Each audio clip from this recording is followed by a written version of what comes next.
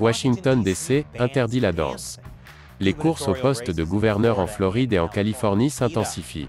Et il y a de l'agitation au sein du GOP. Cela et plus sur les titres de cette semaine.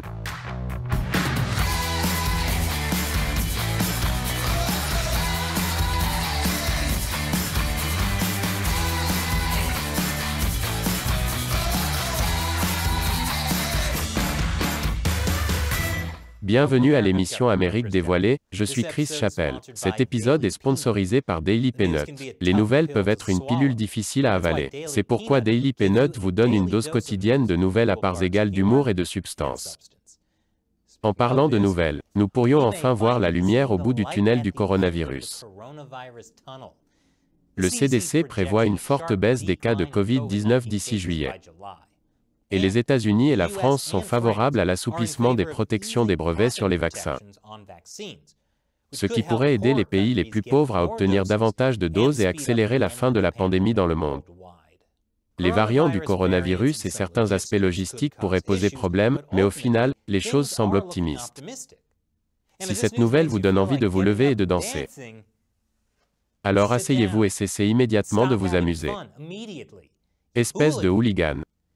Parce que les nouvelles règles de distanciation sociale de Washington DC interdisent de se lever et de danser lors des mariages. L'Illinois et le Michigan ont des interdictions similaires sur la danse. Je sais ce que vous pensez. Oui, c'est en gros l'intrigue de quelqu'un de libre et sans attache. Ce qui rend cette histoire particulièrement triste pour les mariages juifs, puisque le seul homme qui peut les sauver est Kevin Bacon. Et Bacon n'est pas cachère. Peut-être qu'ils peuvent trouver un Kevin Bacon d'Inde. Ma question est, pourquoi interdire la danse alors qu'il y a tant de choses meilleures à interdire dans les mariages? Pendant que vous y êtes, pourquoi ne pas interdire également les bars payants, les jeunes enfants? La demande en mariage de votre petit ami, les toasts excessifs, les blagues nulles dans les vœux, les cabines photos avec de fausses moustaches, les cabines photos en général, les danses père-fille avec des choix de chansons effrayantes, les lancers de bouquets, les lancers de jarretelles, les mauvais DJ, les bons DJ, les personnes nommées DJ, les groupes de reprises qui essaient de glisser une de leurs chansons originales. Et la partie, parlez maintenant ou taisez-vous à jamais, puisque nous savons tous que ça ne va pas marcher. Alors pourquoi nous tenter d'énumérer exactement pourquoi? La plupart des mariages ne marchent pas. Si vous avez besoin d'une preuve anecdotique de cela, cette semaine, Bill et Melinda Gates ont annoncé qu'ils mettaient fin à leur mariage après 27 ans. Dans des tweets identiques, ils ont déclaré « Nous avons élevé 3 enfants incroyables et construit une fondation qui travaille dans le monde entier pour permettre à tous les gens de mener une vie saine et productive. Nous demandons de l'espace et de l'intimité pour notre famille alors que nous commençons à naviguer dans cette nouvelle vie. » Ils demandent de l'intimité, c'est facile. Tout ce qu'ils ont à faire, c'est d'aller dans « Paramètres », cliquer sur « Confidentialité et sécurité » et cocher la case qui dit « Vous auriez dû y penser avant d'exploiter nos données ». Bill Gates vaut peut-être 150 milliards de dollars. Mais demander de la confidentialité, c'est ça être riche. Le plus triste dans cette histoire, c'est que dans quelques mois, Melinda Gates devra emprunter le login Microsoft Office d'un ami. Comme tout le monde. Ce n'est pas vraiment exact, car l'ancien couple a annoncé qu'ils continueraient à travailler ensemble au sein de la fondation Bill et Melinda Gates. Ce qui ne sera certainement pas gênant. De plus, selon les rapports, le couple n'a pas de contrat de mariage. Attends. Melinda Gates pourrait bientôt valoir 75 milliards de dollars? Melinda. J'ai entendu dire que tu étais célibataire maintenant. Tu veux partager mon login Microsoft Office? Le département de la sécurité intérieure envisage de s'associer à des entreprises privées pour surveiller les groupes extrémistes en ligne, selon CNN. Dans une déclaration, le DHS a démenti, disant « Tout notre travail pour faire face à la menace du terrorisme intérieur est fait en accord avec la Constitution et les autres lois applicables, et en étroite coordination avec nos experts en matière de vie privée et de liberté civile. » Ce que je crois définitivement. La seule personne qui se soucie plus de la vie privée des citoyens que le département de la sécurité intérieure, c'est Bill Gates. Actuellement, la sécurité intérieure est limitée dans la façon dont elle peut surveiller les citoyens. Ils ne peuvent voir que les informations accessibles au public, comme les profils Facebook et Twitter. Mais selon les sources de CNN, faites-en ce que vous voulez. Le plan en cours de discussion est de s'associer à des sociétés de recherche qui ont plus de visibilité dans ce domaine. En d'autres termes, des entreprises privées ont accès à vos données parce que vous n'avez pas lu leurs accords de confidentialité. Et s'il se trouve que ces entreprises partagent vos données avec le gouvernement, moyennant une rémunération élevée, alors, techniquement, cela ne viole pas la Constitution. C'est un scénario complexe. D'un côté, cela pourrait faciliter l'identification et potentiellement l'arrêt des extrémistes. Mais d'un autre côté, il y a ce satané quatrième amendement qui s'y oppose. Mais avec ce plan, le DHS peut le contourner. Ce qui est étonnant, car je ne savais pas qu'on pouvait contourner les amendements par sous-traitance. Peuvent-ils faire ça avec d'autres amendements? Ils pourraient ignorer le deuxième amendement simplement en engageant Magneto pour prendre les armes des gens, et ils pourraient violer le droit à un procès équitable et rapide du sixième amendement en sous-traitant vers un camp de détention dans un autre pays où les prisonniers sont détenus indéfiniment sans jamais recevoir de procès. Oh attendez, nous faisons déjà cela. Mais bon, le gouvernement n'utiliserait ce programme que pour s'en prendre aux suprématistes blancs. Ce qui est bien, parce que je suis sûr qu'il s'arrêterait là. Plus après la pause. Nous sommes de retour. Mardi, le représentant Charlie Crist a annoncé sa candidature au poste de gouverneur de Floride. Encore une fois, Crist était le gouverneur de Floride de 2007 à 2011 en tant que républicain. Puis, au lieu de se représenter, il est devenu indépendant et s'est présenté au Sénat américain, qu'il a perdu contre le républicain Marco Rubio. Puis Crist est devenu démocrate et s'est à nouveau présenté au poste de gouverneur en 2014, qu'il a perdu contre le républicain sortant Rick Scott. Puis Crist s'est présenté à la Chambre des représentants, et il a finalement gagné une élection. Ce sera la deuxième tentative de Crist de récupérer son ancien poste de gouverneur, bien qu'il semble que son travail consiste en fait à se présenter aux élections. N'importe quel poste. Si ça ne marche pas, il pourra peut-être se présenter la prochaine fois en tant que libertarien. Pour le conseil scolaire de Tallahassee.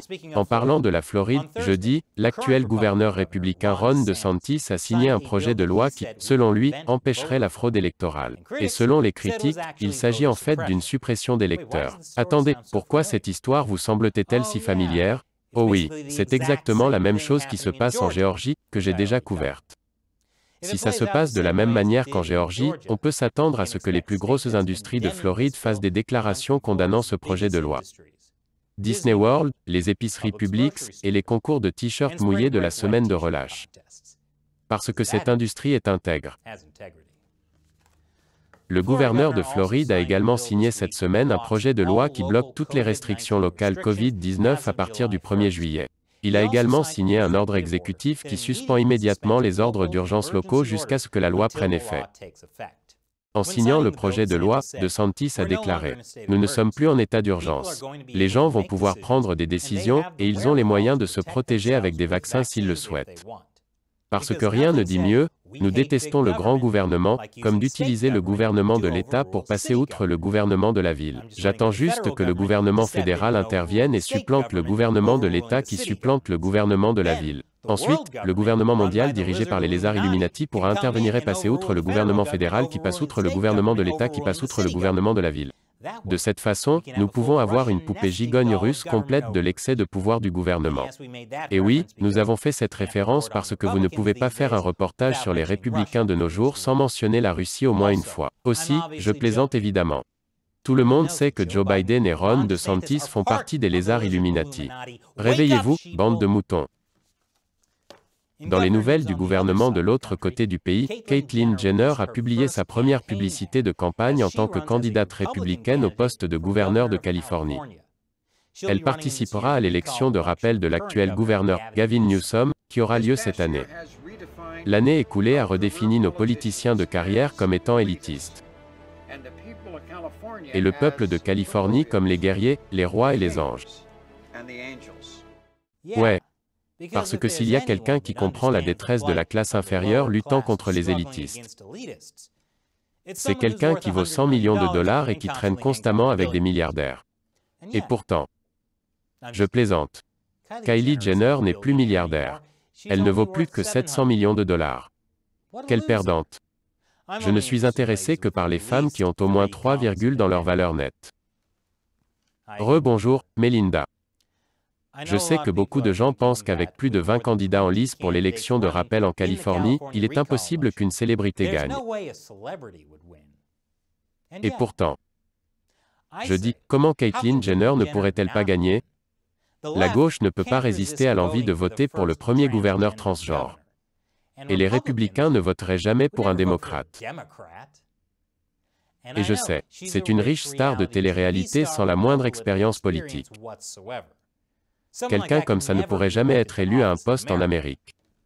Et pourtant, plus après la pause. Bon retour. Les accusations ont été rejetées contre 58 des 97 personnes arrêtées lors des émeutes de Portland l'année dernière. Et 32 affaires en cours sont également susceptibles de se terminer par un non-lieu. 7 personnes ont plaidé coupables, et parmi elles, une seule ira en prison. Selon l'ancien procureur fédéral Alex Little, la raison en est peut-être que le système juridique n'est pas vraiment conçu pour gérer ce genre de chiffres.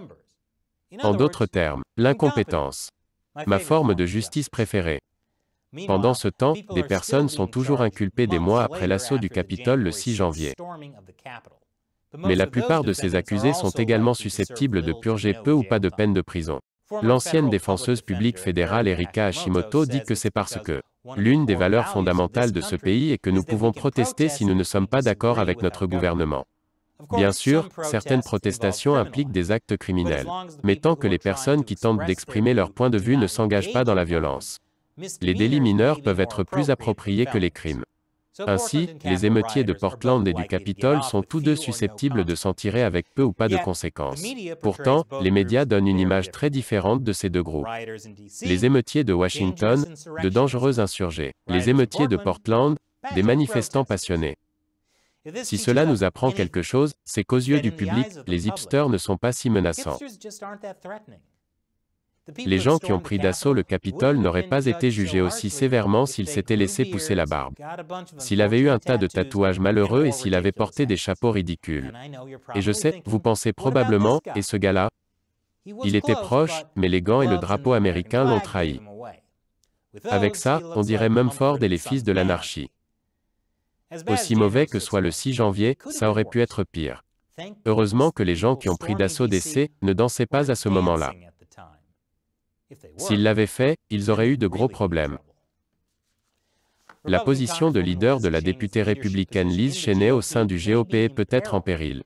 Donald Trump a soutenu la députée Elise Stefanik de New York pour remplacer Cheney. Cheney et Trump se sont affrontés la semaine dernière. Monsieur Trump a posté sur son fil personnel de médias sociaux, du bureau de Donald J. Trump. L'élection présidentielle frauduleuse de 2020 sera, à partir de ce jour, connue comme le grand mensonge. Et Cheney a répondu dans un tweet en disant que l'affirmation de Trump que l'élection a été volée est le grand mensonge. Et puis Trump a traité Cheney de folle belliciste.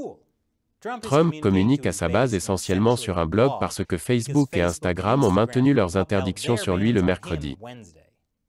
Et je peux juste dire que je pense que bannir Trump est une mauvaise idée. Parce que si Trump ne peut pas utiliser Facebook et Instagram 8 heures par jour, il n'aura pas à souffrir de dépression chronique comme le reste d'entre nous.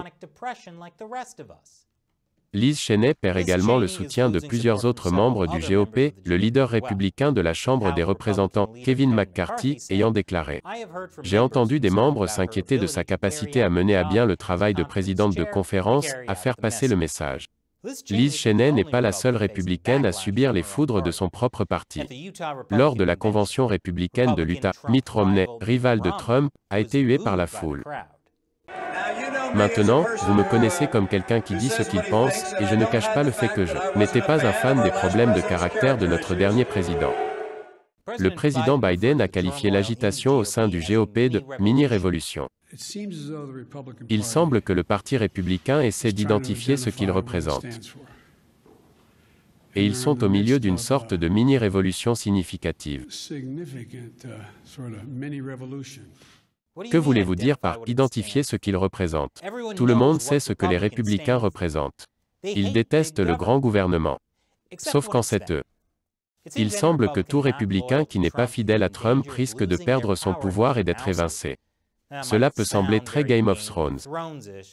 Mais honnêtement, tout ce drame ressemble beaucoup plus à celui du lycée. OMD, tu as entendu que Liz s'est moquée de Donald? Il s'en prend à elle sur les réseaux sociaux. Et pendant que tout ça se passe, 2/3 des Américains regardent et pensent « Et je n'ai pas les moyens de me faire soigner ». Heureusement que nos politiciens ont de bonnes priorités. Et cet épisode est sponsorisé par Daily Peanut. Si vous voulez plus de nouvelles quotidiennes, et pas seulement dans une seule vidéo de 15 minutes, allez voir Daily Peanut. Il s'agit d'un ensemble de nouvelles rapides et opportunes, sélectionnées pour vous et disponibles à lire sur votre téléphone, tablette ou ordinateur. Lire Daily Peanut est un moyen facile de filtrer le bruit et d'en savoir plus sur les nouvelles mondiales qui comptent. Rejoignez plus de 250 000 autres lecteurs. Éducation et divertissement, livrés directement dans votre boîte de réception, chaque matin. Et le meilleur, c'est que c'est gratuit. Alors inscrivez-vous à Daily Peanut dès maintenant, utilisez le lien dans la description ci-dessous. Encore une fois, je suis Chris Chappell, merci de regarder Amérique dévoilée.